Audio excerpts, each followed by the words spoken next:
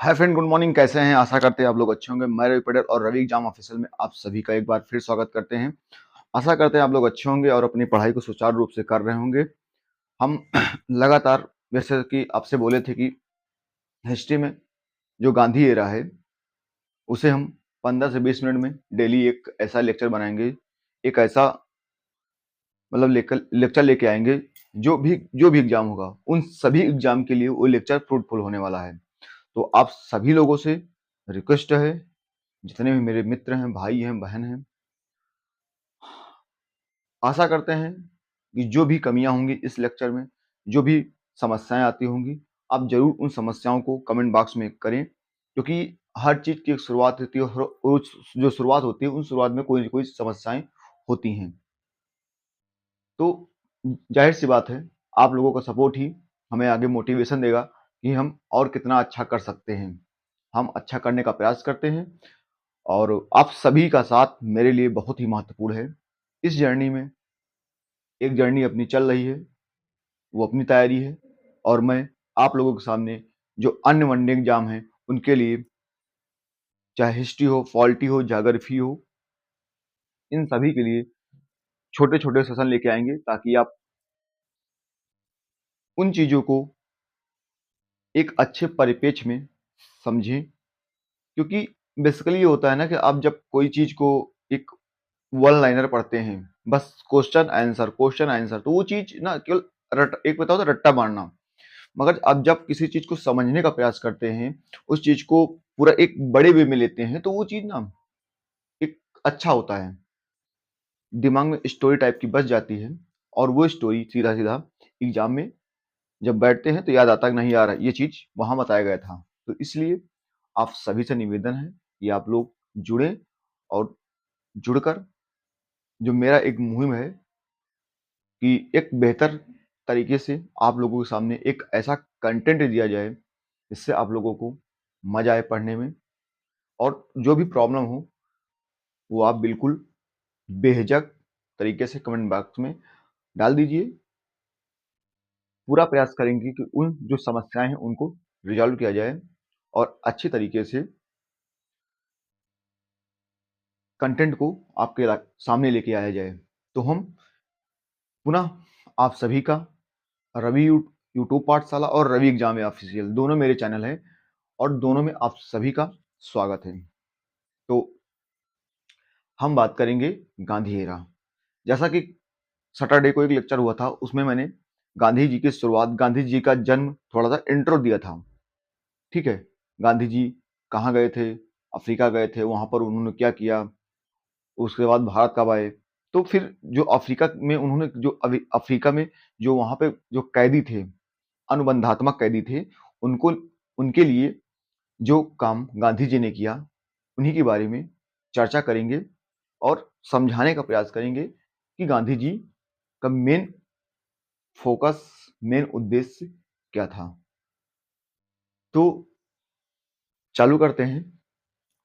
तो बेसिकली अगर देखा जाए, जब गांधी जी दक्षिण अफ्रीका गए,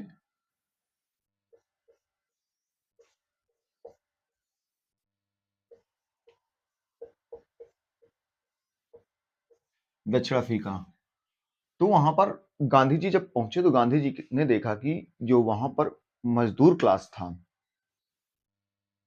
और मजदूर क्लास के साथ बहुत ज्यादा उत्पीड़न किया जा रहा था, मानसिक उत्पीड़न किया जा रहा था, उनको परेशान किया जा रहा था। तो गांधी जी से ये चीजें बर्दाश्त नहीं हुई, और उन्होंने छोटे छोटे आंदोलनों के माध्यम से वहां की जो के मतलब एक प्रकार से जो सरकारें थी, उनको पत्रों के माध्यम से बार बार पत्र लिखते और पत्रों के माध्यम से कहीं न कहीं ध्यान आकर्षित करते कि जो आपके यहाँ ये मजदूर हैं, इनके साथ बहुत ज़्यादा उत्पीड़न हो रहा है, मानसिक उत्पीड़न हो रहा है, शारीरिक उत्पीड़न हो रहा है, महिलाओं के साथ भी अत्याचार हो रहा है। तो बेसिकली अगर भारत के परिप्रेक्ष्य में बात किया जाए, तो दक्षिण अफ्रीका में जो भारतीय मजदूर थे वो 3 प्रकार के थे। जो भारतीय मजदूर थे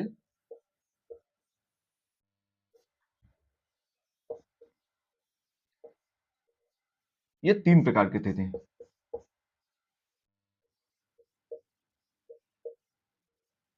फर्स्ट टाइम कौन थे? अगर देखा जाए तो अगर क्लास में बाँट दिया जाए, दक्षिण भारतीय, ये दक्षिण भारतीय थे, इनको फर्स्ट क्लास में रखा गया था। उसके बाद मुसलमान थे, मैमन मुसलमान।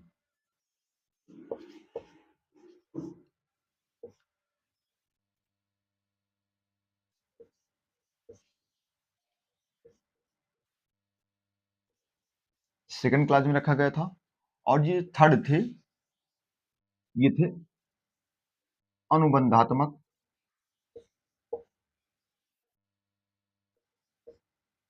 वर्ग से। तो हम इन्हीं पे बात करते हैं। तो जो और इनका काम होता था, जो दक्षिण भारत के लोग जाते थे, इनका काम होता था, क्योंकि दक्षिण अफ्रीका में बहुत ज्यादा गन्ने की खेती होती थी, गन्ने की खेती।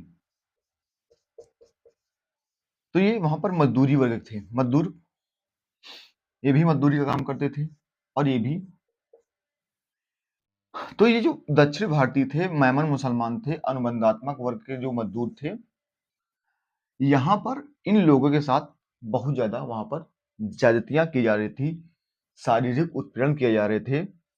और सबसे बड़ी बात थी कि ये जब ये लोग वापस अपने देश यानी भारत आना चाहते थे, अपने परिवार के साथ रहने के लिए, तो इन्हें नहीं आने दिया जाता था, नहीं आने दिया जाता था। और इस वजह से गांधी जी इन सभी की जो पीड़ा थी, इन सभी की पीड़ा को समझे, और पीड़ा समझने के बाद एक कदम उठाया। शुरू में 1896 से 1906 तक ये पत्र के माध्यम से,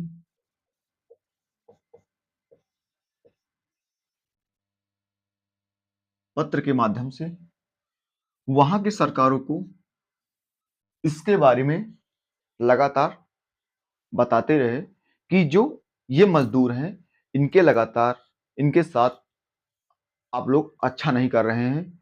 इनके जो जो एक वेतन मिलता है, जो मजदूरी मिलती है, जो वेजेज मिलता है, उन्हें नहीं दिया जाता था, कपड़े लत्ते नहीं दिए जाते थे, खाने के लिए नहीं दिया जाता। तो कहीं न कहीं ये अमानवीय है। इसलिए गांधी जी ने लगातार फिर वहां पर अपने तरीके से, अपने अहिंसात्मक तरीके से, अपने एक जो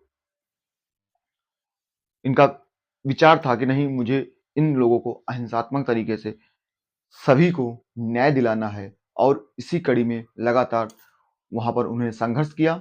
और संघर्ष करते हुए दक्षिण भारतीय मैनन मुसलमान और ये अनुबंधात्मक वर्ग के जो भी मजदूर थे, उनको वहां से बढ़िया सा, मतलब जितने भी फाइट्स हुए, उन सभी के माध्यम से अंततः छुटकारा हुआ। तो यही देखेंगे कि गांधी जी ने वहां पर क्या किया,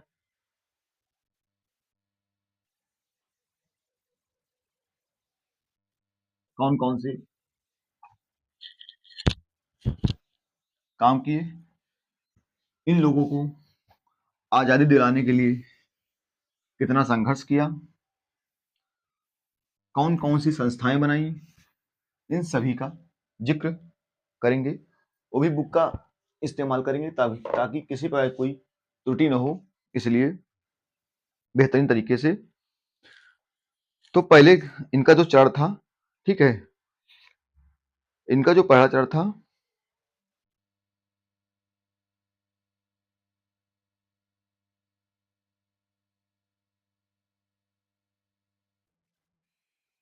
संघर्ष का उदारवादी चरण। इन्होंने पहले क्या किया, संघर्ष का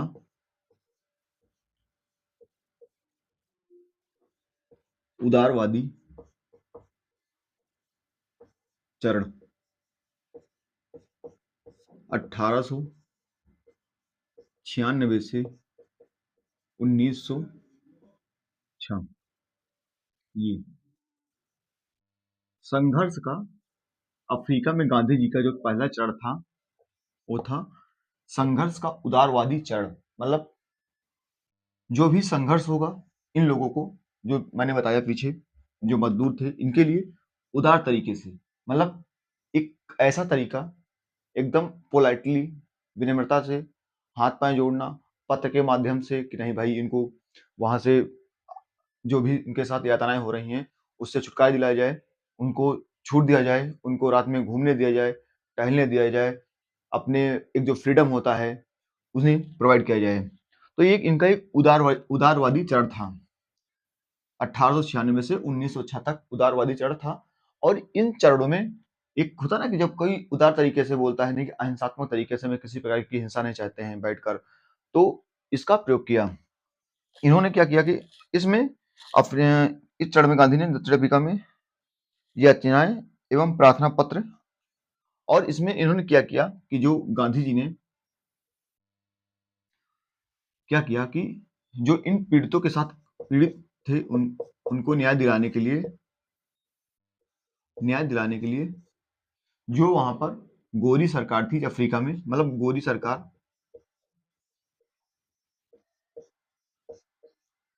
थी, पत्रों के माध्यम से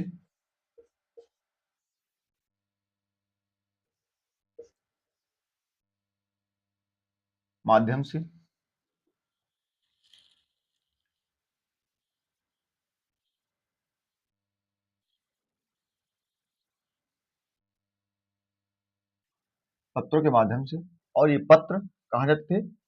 ब्रिटिश गवर्नमेंट, ब्रिटिश जो गवर्नमेंट थी उस पर दबाव बनाया इन पत्रों के माध्यम से कि लोगों को न्याय मिले। एक ये इनका था। किंतु क्योंकि जो ये था, जो क्योंकि अगर देखा जाए तो उस समय भारत भी ब्रिटेन का उपनिवेश था, ठीक है, क्योंकि भारत भी कहीं न कहीं 1906 तक आते थे, ये भारत किसका? ब्रिटेन का उपनिवेश था।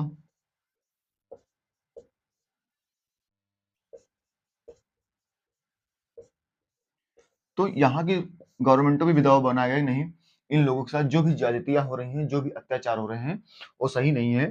तो उन्होंने, गांधी जी ने इन लोगों को न्याय दिलाने के लिए पत्रों के माध्यम से, पत्राचार के माध्यम से गवर्नमेंट को पत्र भेजते रहे, जो वहां पर सरकारी थे, गोरी सरकारी थे, उनको पत्र भेजा और इनको न्याय दिलाने की बात कही। ये इनका पहला चरण था। जो उन्होंने कहा प्रजातीय भेदभाव उत्पीड़न को रोकने का प्रयास करें। गांधी जी ने इन सभी भारतीयों को संगठित कर नेटाल भारतीय कांग्रेस, अगर उन्होंने क्या किया वहां पर, एक जितने भी भारतीय थे, उन्होंने, गांधी जी ने क्या किया कि इन सभी को, तीनों वर्गों को एकत्रित किया, और एकत्रित करने के बाद एक नेटाल भारतीय कांग्रेस की स्थापना करने का काम किया। कौन सी? नेटाल भारतीय कांग्रेस। नेटाल भारतीय कांग्रेस। तो ये जो नेटाल भारतीय कांग्रेस था, इन्हीं एक इसकी स्थापना की गई, और स्थापना करने के बाद और उसी समय एक इंडियन ओपिनियन नामक पत्रिका, इंडियन ओपिनियन नामक पत्रिका लॉन्च की गई।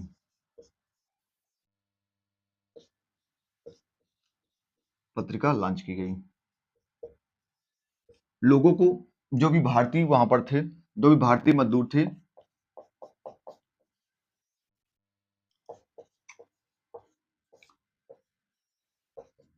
इस संस्था के माध्यम से नेटाल भारतीय कांग्रेस, इस संस्था के माध्यम से इनको एक यूनिटी में, एक छाते के नीचे लाया गया। और होता ना कि जब आप बटे रहें और वो बटने में वो जो आपकी ताकत होती है वो दिखाई नहीं पड़ती है, मगर जब आप एक साथ एकत्र होकर उस आवाज को उठाते हैं, आपके साथ जो ज्यादतियां हो रही हैं, आप उस आवाज को उठाते हैं, तो जाहिर सी बात है सुनना पड़ेगा। और उस समय जो भारत था, ब्रिटेन का उपनिवेश था। तो गांधी जी ने उस पत्राचार के माध्यम से पत्र भेजे, बताया कि नहीं, इनके साथ बहुत ज़्यादा जातियाँ हो रही हैं, इनके साथ अत्याचार हो रहा है, भेदभाव हो रहा है, काले गोरे के साथ मतलब जो वहाँ पर गोरे लोग हैं, काले लोगों को बहुत ज़्यादा मतलब उनके साथ अत्याचार करते थे, उनकी बहन बेटियों के साथ अत्याचार करते थे। तो उन्होंने पहला जो उदारवादी संघर्ष नीति अपनाई, 1896 से 1906, उसमें पत्राचार का भरपूर प्रयोग किया और इन्हीं के माध्यम से सरकार को चेताने का प्रयास किया। और वहां पर एक भारतीय नेटाल कांग्रेस की स्थापना की, और एक जो भारतीय मजदूर थे उनमें एक यूनिटी दिखाई कि नहीं, आप लोग जब तक एकत्रित नहीं होंगे, एक छाते के नीचे नहीं आएंगे, तब तक प्रॉब्लम होने वाली है। और वहां से उन्होंने इंडियन ओपिनियन नामक पत्रिका भी लॉन्च किया। तो पहले तो क्वेश्चन बनता है कि नेटाल भारतीय कांग्रेस की स्थापना किसने की? तो महात्मा गांधी जी ने दक्षिण अफ्रीका में नेटाल भारतीय कांग्रेस की स्थापना। और एक क्वेश्चन जब पुस्तक के बारे में पूछता है कि इंडियन ओपिनियन पुस्तक किसकी है, तो महात्मा गांधी जी ने कहां पर लॉन्च किया था? तो दक्षिण अफ्रीका में इसे लॉन्च किया था। आई होप ये बात आप लोगों को समझ में आई होगी। उसके बाद इन्होंने अहिंसात्मक प्रतिरोध या सत्याग्रह का काल, मतलब जब ये उदारवादी एक संघर्ष था इनका 1896 से 1906 तक के बीच में, उन्होंने अगला स्टेप उठाया। अगला स्टेप था इनका, सेकंड स्टेप था, पहला स्टेप पत्राचार था, दूसरा स्टेप था इनका अहिंसात्मक प्रतिरोध।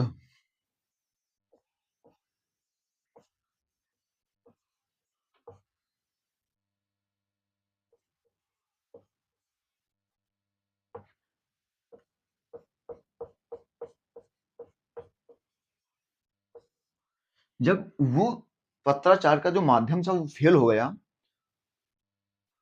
पत्र देख देख लिए, सरकारों को सचेत कर दिया, मगर फिर भी वहां की जो सरकारें थी, गोरी सरकारें थी, उन चीजों को, उनकी बातों पर गौर नहीं किया। तो उन्होंने फिर एक तरीका अपनाया, पत्राचार ओ अहिंसात्मक प्रतिरोध। ठीक है, अहिंसात्मक प्रतिरोध या सत्याग्रह का काल, इसे बोल सकते हैं सत्याग्रह का।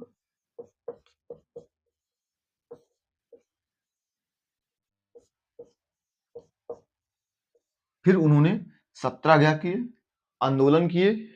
ठीक है, अहिंसात्मक तरीके, मतलब जो भी हुआ अहिंसात्मक प्रतिरोध, मतलब आप ही इस लाइन से पता लगा, मतलब गांधी जी बिल्कुल ये नहीं चाहते कि किसी पर कोई खून खराबा हो, किसी पर कोई खून की नदियां बहें। हम अपनी मांगों को रखेंगे, अहिंसात्मक तरीके रखेंगे, आंदोलन करेंगे, अनशन करेंगे, और हम अपनी मांगों को लगातार आपके सामने उठाएंगे, ताकि इन सभी को, जितने मजदूर वर्ग हैं जो गन्ने में काम करने के लिए आप लोग लाए हैं अनुबंधात्मक तरीके से, इनको छोड़ा नहीं जा रहा है, उन्हें आप इससे मुक्ति दिलाएं।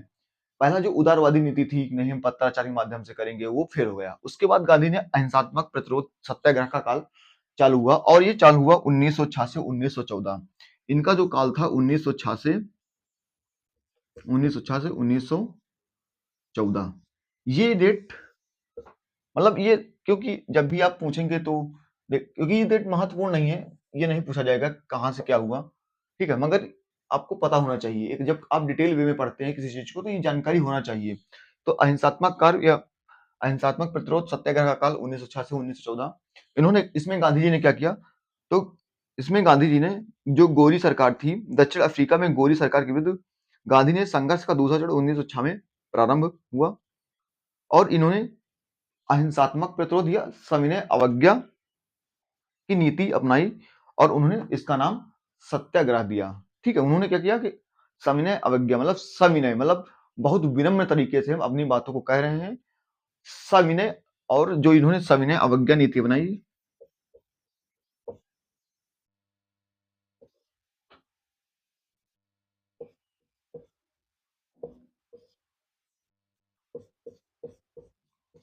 ये उन्होंने जो 1906 के बाद 1906 से लेकर 1914 तक उन्होंने सविनय अवज्ञा नीति अपनाई और इन्हीं का नाम दिया सत्याग्रह काल।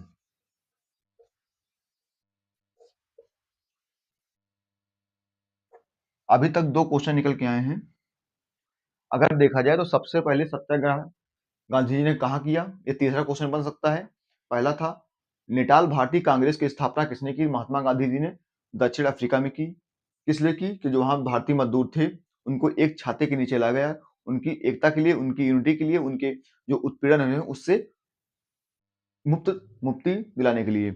उसके बाद इंडियन ओपिनियन पत्रिका कहाँ प्रकाशित की गई? तो दक्षिण अफ्रीका में की गई। किसने किया? गांधी जी ने किया। और एक देखा जाए और सबसे पहले गांधी जी ने सविनय अवज्ञा नीति कहाँ अपनाई? तो दक्षिण अफ्रीका में अपनाई।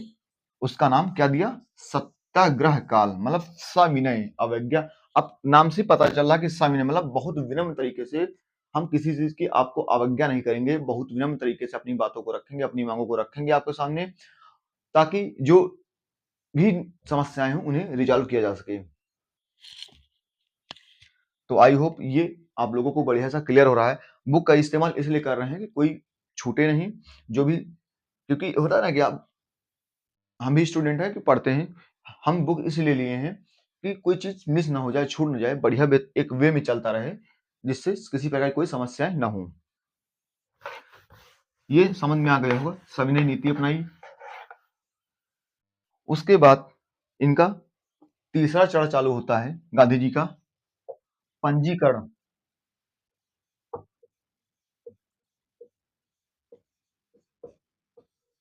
पंजीकरण प्रमाण पत्र के विरुद्ध सत्याग्रह। पंजीकरण प्रमाण पत्र के विरुद्ध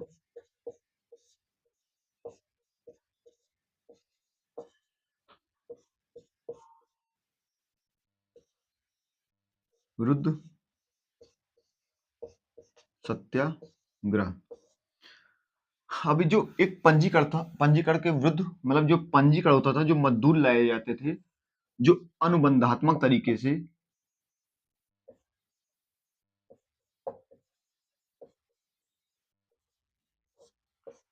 उनको ये भी नहीं पता होता था कि हमें किस तरीके से लाया गया है।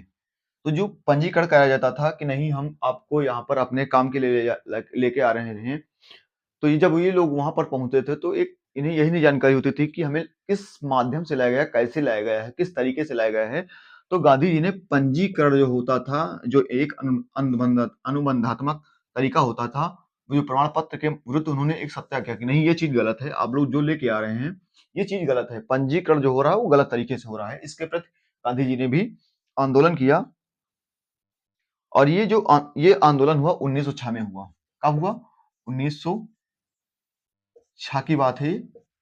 ठीक है, पंजीकरण प्रमाण पत्र के विरुद्ध सत्याग्रह 1906 में गांधी जी ने वहां पर किया। ये भी क्वेश्चन बन सकता है कि पंजीकरण प्रमाण पत्र के विरुद्ध सत्याग्रह गांधी जी ने कहा किया? तो दक्षिण अफ्रीका में 1906 में किया। आई होप ये बात आप लोगों को क्लियर हो रही होगी। जो और इसमें क्या कोई अनूठे निशान जो एक होता था कि इसमें होता क्या था कि दक्षिण अफ्रीका में सरकार ने एक विधान बनाकर प्रत्येक भारतीय के लिए यह अनिवार्य कर दिया कि एक अंगूठे के निशान वाले पंजीकरण प्रमाण पत्र को हर समय अपने पास रखे। तदुपरांत गांधी जी के नेतृत्व में सभी भारतीयों को इस भेदभाव मूलक कानून का विरोध करने का निर्णय लिया। गांधी जी ने इस हेतु अहिंसात्मक प्रतिरोध सभा का गठन किया। और जो पंजीकरण प्रमाण पत्र के विरुद्ध उन्होंने क्या? अहिंसात्मक प्रतिरोध सभा का गठन किया। क्या किया? अहिंसात्मक। की पॉइंट नोट करना, इसके अलावा कोई दिक्कत नहीं है। ये थ्योरी है, थ्योरी से आप ज्यादा मतलब नहीं, जो की पॉइंट है अहिंसात्मक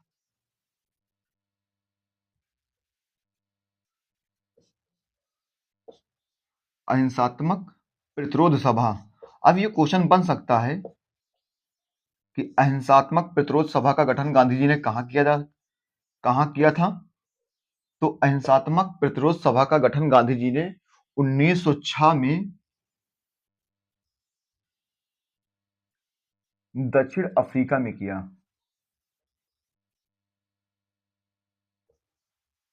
दक्षिण अफ्रीका में किया। किस लिए किया था? कि जो भारतीय थे, इनको अंगूठे के निशान लिए जाते थे और पंजीकरण के माध्यम से अहिंसात्मक तरीके से वहाँ पर इनको रखा जाता था, ठीक है?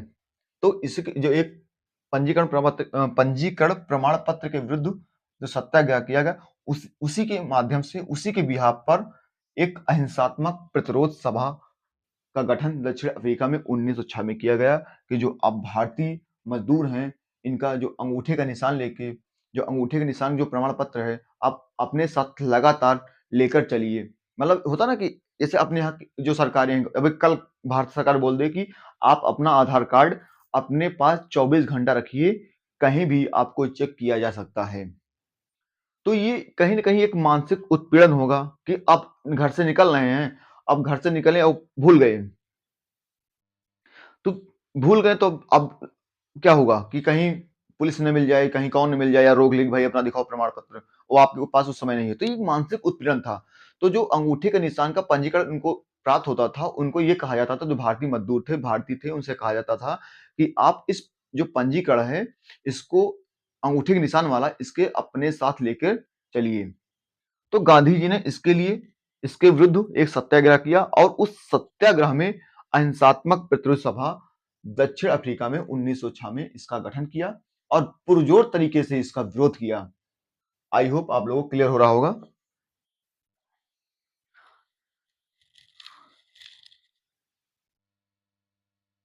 गांधी जी ने इसका ठीक है, गांधी जी की अगुवाई में अपने रजिस्ट्रेशन के कागजातों को सामूहिक रूप से जला दिया गया।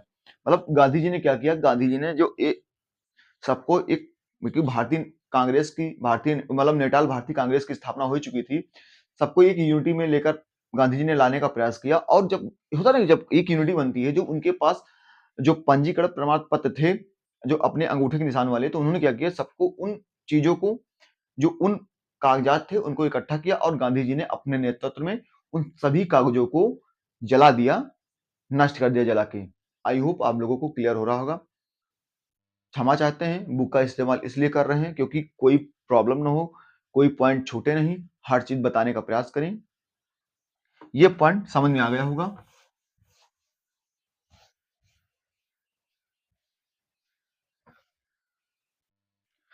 उसके बाद प्रवासी भारतीयों के प्रवेश पर रोक का विरोध।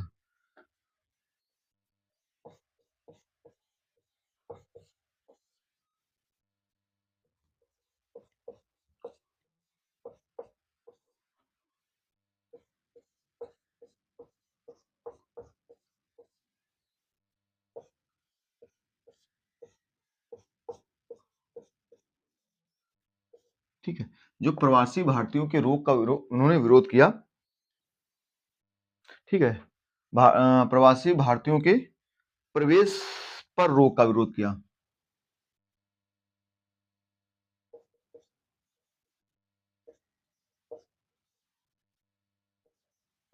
ठीक है, मतलब प्रवासी भारतीयों के प्रवेश पर रोक का विरोध। तो इसमें होता क्या था, जो प्रवासी भारतीय थे, इनको रोका जाता था। ठीक है, देख लेते हैं क्या लिखा है। इस बीच सरकार ने और कानून बनाया जिसका उद्देश्य प्रवासी भारतीयों को प्रवेश को रोकना था। इस कानून का विरोध करने हेतु अनेक वरिष्ठ भारतीय नटाल से ट्रांसवाल आए। भारतीय नटाल से ट्रांसवाल आए। ट्रांसवाल में तमाम भारतीयों ने भी आंदोलनकारियों का साथ दिया। लोगों ने कई स्थानों पर लाइसेंस का उल्लंघन भी किया। कानून का विरोध करने के लिए भारतीयों ने एक प्रांत से दूसरे प्रांत की यात्रा की। सरकार ने विरोधियों के प्रति दमन का रास्ता अपनाया। 1908 में गांधी जी को कारागार भेज दिया गया। ठीक है, सबसे पहले 1908 में गांधी जी को वहां पर जेल में डाल दिया गया। कई अन्य भारतीयों को जेल में डाल दिया गया। उन्हें तरह तरह की यातनाएं दी गई। मतलब जो आंदोलनकारी थे, ठीक है, जो प्रवासी भारतीयों के प्रवेश पर जो लोग विरोध कर रहे थे, जो उसमें आंदोलनकारी थे, उसमें उनके साथ बहुत सारी ज्यादतियां हुई।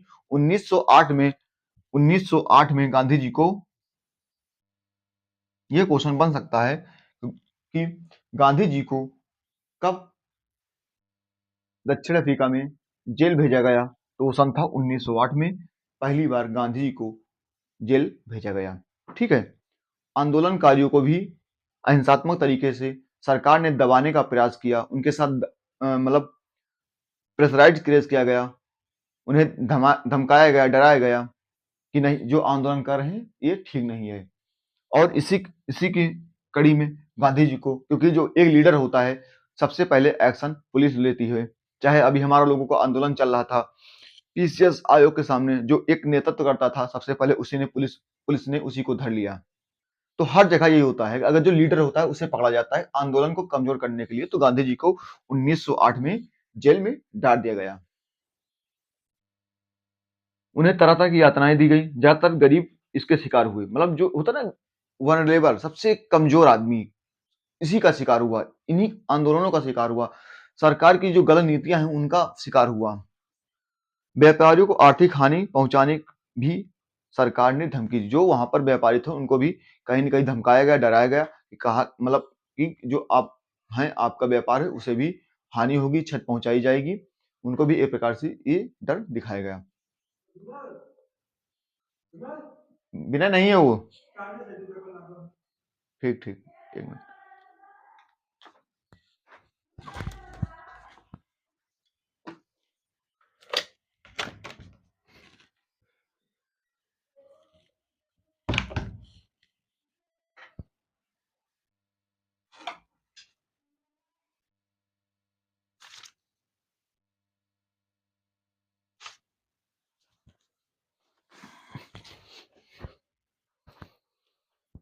सॉरी दोस्तों, दोस्त आ गया था।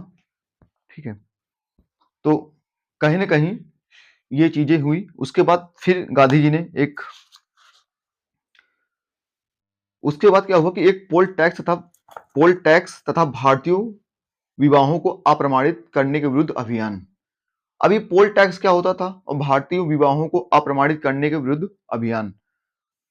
जैसे पता ही चल रहा है कि जो भारतीय जो लोग शादी करते थे वहां पर उनको मान्यताएं नहीं दी जाती थी। मैं आप लोगों को पढ़ के दिखा दे रहा हूं क्या लिखा है इसमें। इस बार सत्याग्रह का स्वरूप बड़ा था।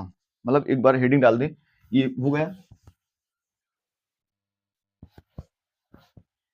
वैसे इतना डीपली जाने का कोई जरूरत नहीं है, मगर फिर भी आप समझ रहे हैं तो जाहिर सी बात है। पोल टैक्स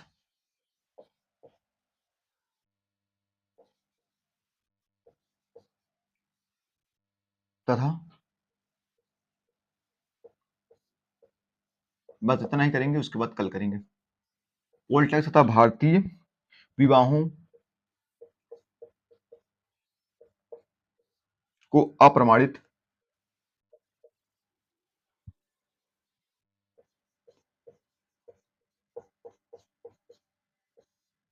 करने के विरुद्ध अभियान।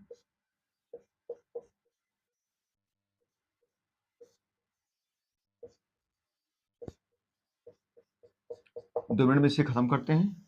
जैसे कि जी हेडिंग से पता लग रहा है कि उसके बाद गांधी ने क्या, पोल टैक्स तथा भारतीय विवाहों को अप्रमाणित करने के विरुद्ध अभियान। अभी पोल टैक्स होता क्या था, अगर पूछ लिया जाए गांधी जी ने पोल टैक्स अभियान कहाँ किया गया, तो किससे संबंधित है, पोल टैक्स अभियान ही किससे संबंधित है, ये गांधी जी से है। तो क्वेश्चन ये कठिन बन सकते हैं, मगर क्वेश्चन अगर देखा जाए तो इन चीजों में गहराइयों में नहीं जाना है।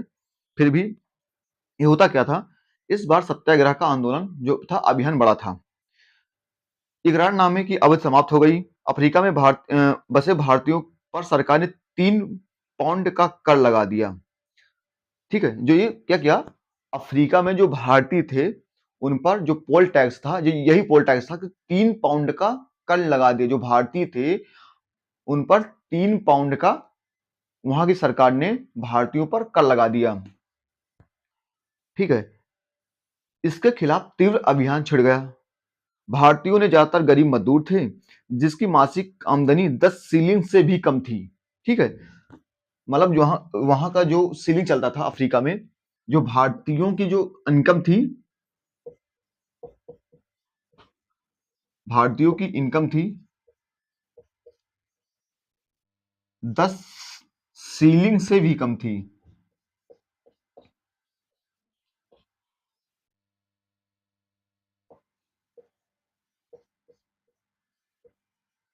कम थी। अब इस पोल टैक्स के माध्यम से 3 पाउंड का कर लगा दिया गया।